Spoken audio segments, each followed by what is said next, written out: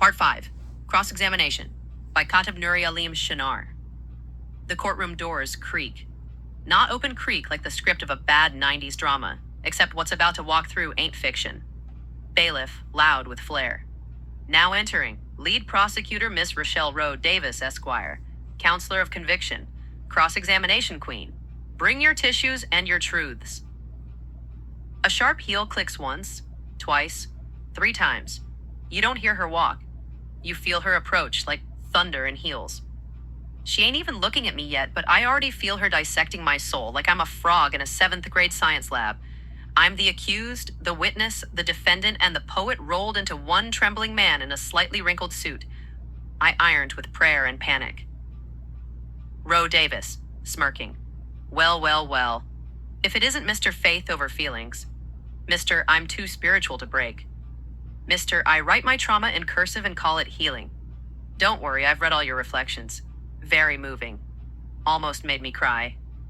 Almost. She adjusts her cufflinks like she's about to give me either a legal lecture or a whooping from the ancestors. Either way, I brace myself.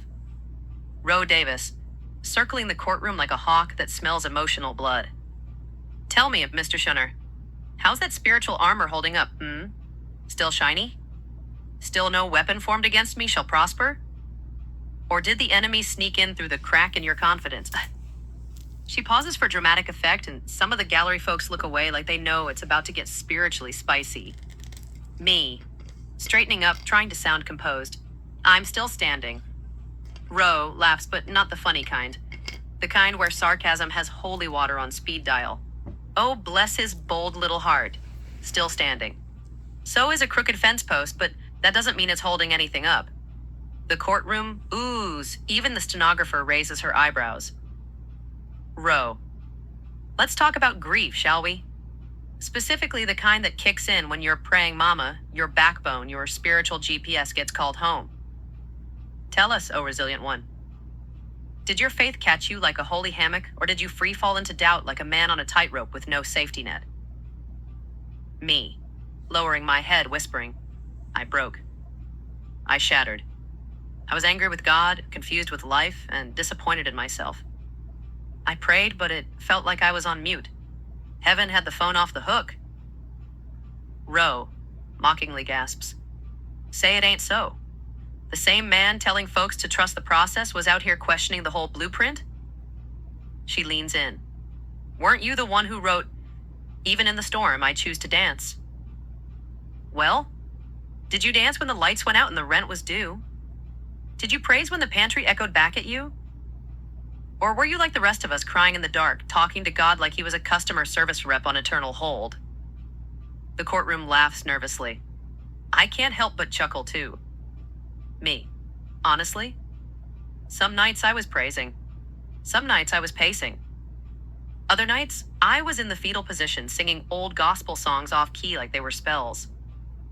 I even offered God a deal once. You bless me by Friday. I'll fast until Monday. Roe chuckling. Oh, a spiritual negotiator. Classic. So tell me, were you also the spiritual Houdini?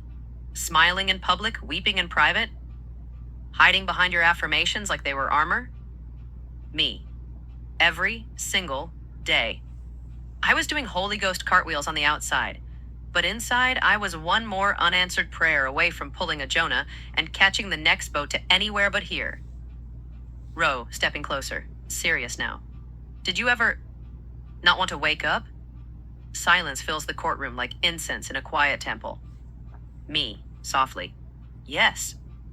There was a morning when I laid there staring at the ceiling fan, and I asked God if he forgot I was still down here. I whispered, if this is it, I'm tired.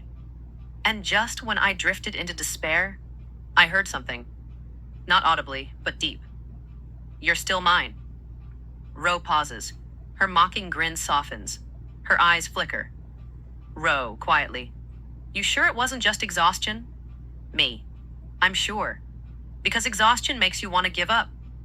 But this voice gave me a reason to stay. Even if it was just to write a single sentence, breathe one more breath, or smile at someone who needed it. Roe, nodding slowly. So you admit you're cracked? Me, smiling. Cracked? I'm a mosaic of broken moments glued together by grace. And baby, that glue? It's got names: mercy, favor, unexplainable joy, and a God who sees mess and still says, "That's my masterpiece." Ro, snapping her fingers. Oop! We got ourselves a testimony up in here. The courtroom murmurs. Even the judge leans forward like he's invested in this episode. Ro, raising an eyebrow. But don't you think all your pain disqualifies you from being a vessel? Me. Nope. It qualifies me even more. Because people don't want a preacher who never bled. They want someone who's limped through the valley and still showed up with praise on their lips and bandages on their heart. Ro, sarcastically. So now you're the suffering servant, the poetic prophet, the chosen one? Me, grinning. Nah, I'm just a dude with a pen, a past, and a purpose. A man who's learned that God doesn't throw away broken things, he repurposes them. Ro circles one last time. The room is still. She looks at me. Deeply. Not as a prosecutor now, but as a sister who's also survived. Ro, quietly. No further questions, Your Honor. But if you could send a copy of that last poem to my office, I'd appreciate it. Judge, smiling, gavel in hand. Witness may step down, but let the record show he stood tall. Applause breaks out. Not wild, not loud, just sincere. Like a church clap after a soul-stirring solo. I walk back to my seat, not with pride, but peace. Because in that courtroom where I was accused, tested, and stripped, I also remembered. Every cross-examination by life is just a setup for your next elevation. And even when the enemy pulls receipts, grace brings the pardon.